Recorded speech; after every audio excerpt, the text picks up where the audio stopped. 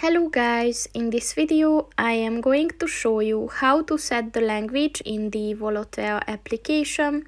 But first I just want to mention, don't forget to subscribe to my channel, because at 10,000 subscribers I am going to show you my whole YouTube revenue statistics and growth strategy, as well as how to make money online.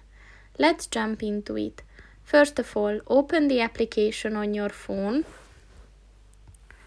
And then click on the three lines at the top of the page on the left. And then just scroll down and look for the languages button and click on that. And as you can see, these are the languages that you can choose from. So just click on the one that you want to use. And as you can see, it is set. So that's pretty much it for this video, guys. See you in the next one. Goodbye.